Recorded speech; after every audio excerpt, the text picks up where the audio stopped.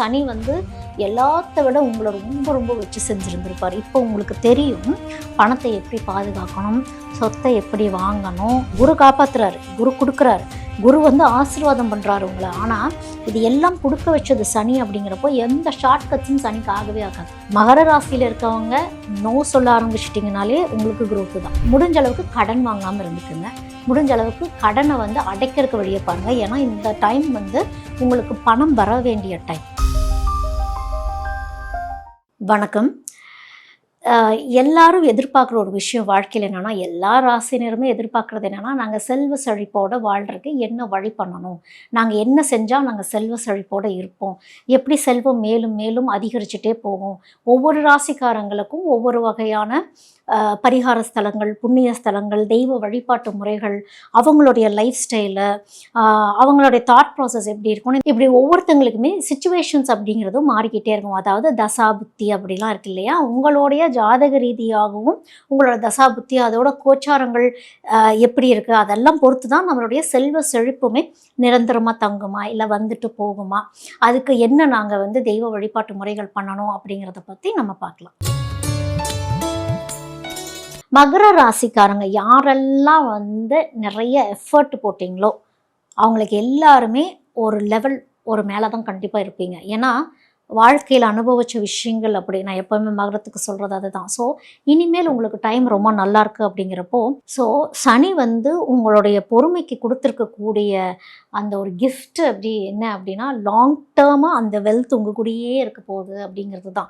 அதனால தான் சனி வந்து எல்லாத்த விட உங்களை ரொம்ப ரொம்ப வச்சு செஞ்சுருந்துருப்பார். இப்போ உங்களுக்கு தெரியும் பணத்தை எப்படி பாதுகாக்கணும், சொத்தை எப்படி வாங்கணும், எந்த மாதிரி ஃபினான்ஷியல் பிளானிங்ஸ் எல்லாம் பண்ணணும், என்ன மாதிரி தொழில் பண்ணலாம், அந்த தொழிலை எப்படி விரிவாக்கமாக்க முடியும், யாரை நம்பணும் நம்பக்கூடாது, இத்தனையும் இப்போ வந்து உங்களுக்கு பாடங்கள் சனி ரொம்ப அழகாகவே எடுத்தாச்சு. இப்போ இன்னும் விஷயங்கள் என்ன நடந்திருக்கு அப்படின்னா, செழிப்பு வரப்போகுது. செழிப்பு ஆல்ரெடி வந்தாச்சு, செல்வ செழிப்பு உங்களுக்கு வந்தாச்சு, கூடவே ரெஸ்பான்சிபிலிட்டிஸும் பாரங்களும் அதிகமாக வந்தாச்சு.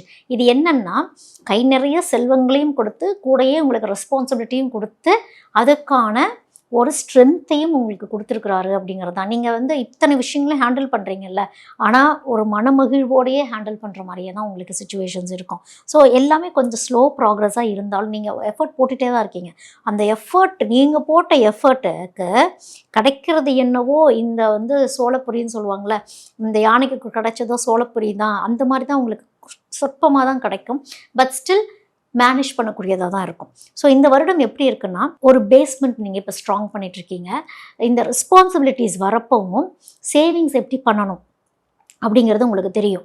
யாருக்கு நோ சொல்லணுங்கிறது உங்களுக்கு தெரியும். மகர ராசியில் இருக்கவங்க நோ சொல்ல ஆரம்பிச்சிட்டிங்கனாலே உங்களுக்கு growth தான். முடிஞ்ச அளவுக்கு கடன் வாங்காமல் இருந்துக்குங்க. முடிஞ்ச அளவுக்கு கடனை வந்து அடைக்கிறதுக்கு வழியை பாருங்கள். ஏன்னா இந்த டைம் வந்து உங்களுக்கு பணம் வர வேண்டிய டைம். உங்களுடைய தொழில் வந்து பெருகக்கூடிய நேரமாக இது இருக்கிறதுனால அகலக்கால் எதுவும் வைக்காமல் முதல்ல இந்த வருஷத்தோடைய உங்களோட பிளானை எப்படி இருக்கணும்னா, எல்லாத்தையும் வாங்கி போடணும் அப்படிங்கிறத விட கடனை நம்ம எப்படி அடைக்க போகிறோம், இருக்கிற கடன் ஏதாவது நகை அடமானம் வச்சுருந்துருப்பீங்க எப்படி மீட்க போகிறோம், இவங்களுக்கெல்லாம் கடன் கொடுக்கணும் எப்படி அடைக்க போகிறோம், கொஞ்சம் கொஞ்சமாக கிராஜுவலாக முதல் நீங்கள் வந்து இதை ஸ்டார்ட் பண்ணுறீங்கனாலே உங்களுக்கு செழிப்பு அப்படிங்கிறது வந்து கண்ணுக்கு நேராக நீங்கள் பார்க்க ஆரம்பிச்சிருவீங்க அப்படிங்கிறது தான். கெரியர் க்ரோத்லாம் ரொம்ப ரொம்ப பவர்ஃபுல்லாக இருக்குது இந்த தடவை மகரத்துக்கு. ரொம்ப ப்ராப்பராக நீங்கள் யூஸ் பண்ணிக்கணும். நல்ல ரெக்கக்னிஷன் வரும், நல்ல ஹை லெவல் பொசிஷன்ஸ்லாம் கிடைக்கிற மாதிரி நிறைய மகரத்துக்குலாம் அமையும். நமக்கு எப்படா இது கிடச்சிச்சின்னா யூ டிசர்வ் தட் அப்படிங்கிறது தான் மகரத்துக்கு நான் சொல்கிறது. அந்தளவுக்கு ஒரு லாங் வெயிட்டு. என்னடா இப்போ நம்மளுக்கு இப்படிலாம் வருது, இதெல்லாம் நம்ம எப்போ ஆசைப்பட்டோம் அப்படின்னா, சனி கொடுக்க வேண்டிய நேரத்தில் நீங்கள் மெச்சூர்டான ஒரு பர்சன் ஆனதுக்கப்புறம் தான் இந்த விஷயங்கள்லாம் உங்களுக்கு கையில் வரும்னா, அதனால தான் எல்லாமே உங்களுக்கு கையில் வருது அப்படிங்கிறது தான். அப்போது நீங்கள் இப்போல்லாம் என்ன பண்ணணும் அப்படின்னா, எத்திக்ஸோடு இருக்கணும். கொடுக்கறது சனி அப்படிங்கிறத நீங்கள் ஞாபகத்தில் வச்சுக்கணும். உங்களுடைய ஒர்க் வந்து எத்திக்கலாகவே இருக்கணும். கன்சிஸ்டன்ட் எஃபர்ட்டு போட்டுக்கிட்டே இருக்கணும். இந்த கன்சிஸ்டன்ட் எஃபர்ட் போடாமல் எனக்கு தான் வந்துருச்சுன்ட்டு அப்படியே ஸ்டாக்னண்ட்டாக இருந்தீங்கன்னா அங்கேயே தான் நிற்பீங்க. சனி மேஜிக்லாம் பண்ணாது. ஸோ இந்த க்ரோத் அப்படியே மூவிங்லேயே இருக்கணும். சனி கொஞ்சம் மெதுவாக தான் மூவ் ஆகும் அப்படிங்கிறப்போ உங்களுடைய க்ரோத்தும் அப்படியே கிராஜுவலாக அப்படியே மூவ்மெண்ட்லேயே தான் இருந்துகிட்டே தான் இருக்கும். ஸோ இந்த விஷயத்தையும் நீங்கள் ஞாபகத்தில் வச்சுக்கணும்.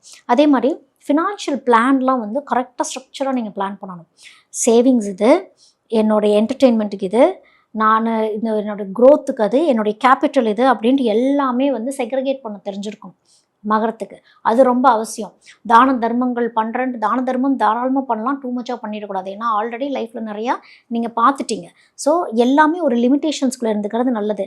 ஒரு வெல்த் நல்லபடியாகவே உங்களுக்கு வரும், ஒரு க்ரோத் நல்லபடியாகவே கண்டிப்பாக உங்களுக்கு இருக்கும். ஆனால் கொடுத்தது சனிங்கிறது என்றைக்கும் ஞாபகத்தில் வச்சுக்கணும். குரு காப்பாற்றுறாரு, குரு கொடுக்குறாரு, குரு வந்து ஆசீர்வாதம் பண்ணுறாரு உங்களை. ஆனால் இது எல்லாம் கொடுக்க வச்சது சனி அப்படிங்கிறப்போ எந்த ஷார்ட்கட்ஸும் சனிக்கு ஆகவே ஆகாது. ஸோ ஷார்ட்கட்டு குறுக்கு பாதையில் போயிட்டு நான் இந்த விஷயத்தை நான் அடைஞ்சிடலாம்னா திருப்பி ரிப்பீட் மோடு தான். திருப்பி ஃபஸ்ட்லேருந்து வந்து அந்த வேலையை பார்க்குற மாதிரி தான் இருக்கும். ஸோ நம்மளை யாரும் பார்க்கல அப்படின்லாம் நினைக்கக்கூடாது. சனிங்கிறது ஒரு கர்மா. இந்த கர்மா எப்போவுமே நம்மளை பார்த்துக்கிட்டே தான் இருக்கும் அப்படிங்கிறதையும் நீங்கள் ஞாபகத்தில் வச்சுக்கணும். அதோட எதுலையாவது போய் பணம் போடுறீங்க அப்படின்னா ஆல்ரெடி டெவலப் ஆன இடத்துல போய் நான் வந்து ஒரு ப்ராப்பர்ட்டி வாங்கட்டுமா அப்படிங்கிற கேள்வியெல்லாம் சில மகரத்திற்கு இருக்கும். ஆல்ரெடி டெவலப் ஆன இடத்துல போய் போடுறது வந்து லாங் டேர்ம் இன்வெஸ்ட்மெண்ட் கிடையாது. எது டெவலப் ஆகிட்டு இருக்கக்கூடிய இடமா இருக்குமோ அங்கே போய் நீங்கள் இன்வெஸ்ட் பண்ணுறீங்கன்னா, ஏன்னா உங்களுக்கு சனி வந்து பெர்மனெண்ட்டாக ஒரு விஷயத்தை கொடுக்க போகிறாருன்னா அந்த இன்வெஸ்ட்மெண்ட் லாங் டேர்மாக தான் இருக்கணும், ஷார்ட் டேர்மாக இருக்கக்கூடாது.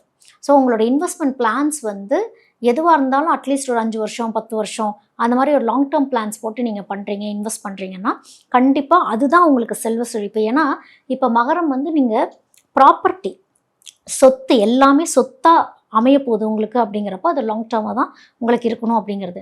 ஸோ நீங்கள் வந்து என்ன பண்ணலாம், என்ன தெய்வ வழிபாடு பண்ணலாம் அப்படின்னா சிவன் கோயிலுக்கு அதிகமாக போங்க. அங்கே போய் சனீஸ்வரரை வழிபாடு பண்ணுங்கள்.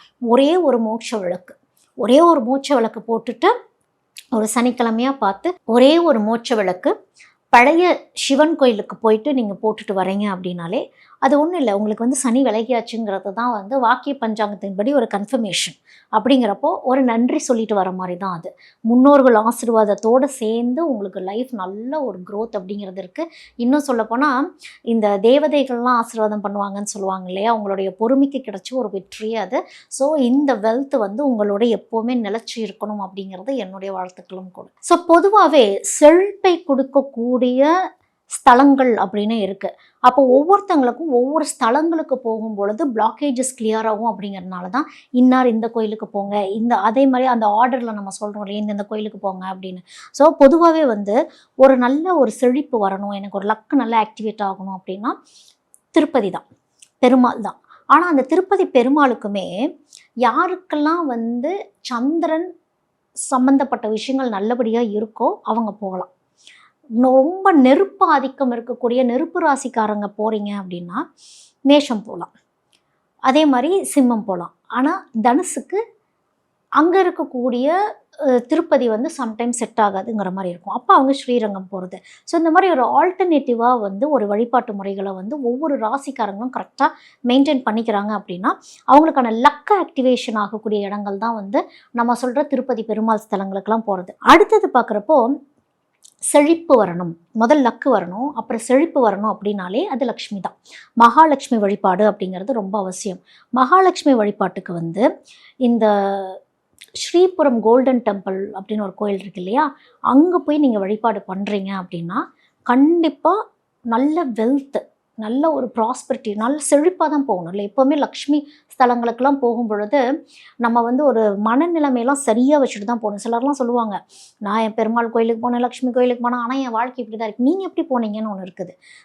சிவன் கோயிலுக்கு போகிறப்போ ரொம்ப சாந்தமாகவும், பெருமாள் சம்மந்தப்பட்ட கோயிலுக்கு போகிறப்போ ரொம்ப செழிப்பாகவும், நல்ல அட்ராக்டிவான கலர்ஸில் நம்மக்கிட்ட இருக்க ஜுவல்ஸில், அதனால தான் வந்து பெருமாள் வந்து செழிப்பாகவே இருப்பார்.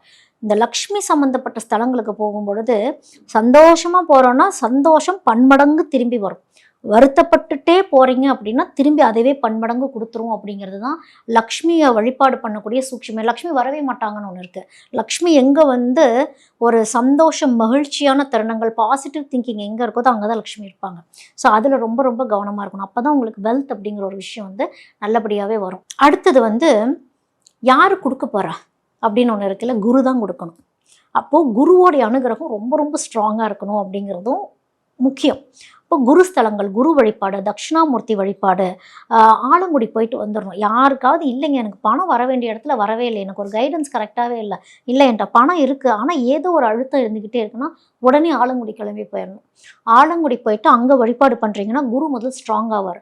அப்போ ஆலங்குடி போயிட்டு நாங்கள் அங்கே என்ன பரிகாரங்கள் பண்ணலான்னா, படிப்பு சம்மந்தப்பட்ட விஷயங்கள், அதாவது எஜுகேஷன் ரிலேட்டடாக ஏதாவது கஷ்டப்படுற ஒரு குழந்தைங்களுக்கு ஒரு பென்னோ, ஒரு பென்சிலோ, ஒரு பேக்கோ, ஒரு நோட்டோ ஏதோ ஒன்று நீங்கள் வாங்கி கொடுக்குறீங்கன்னா படிப்பு சம்மந்தப்பட்ட விஷயத்துக்கு காசாக கொடுத்துட்டு வரக்கூடாது.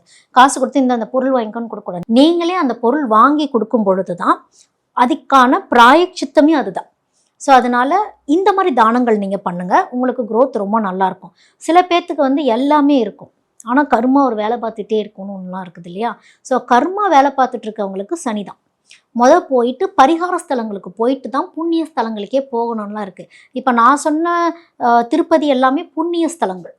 இப்போது சிலருக்கு வந்து கர்மா கழிச்சு ஆகணும். இப்போ வந்து மகரத்துலலாம் இருக்கிறாங்க, அவங்களுக்குலாம் முழுசாக இப்போ சனி விலகுதுன்னா நன்றி சொல்லிட்டு வந்துடணும்.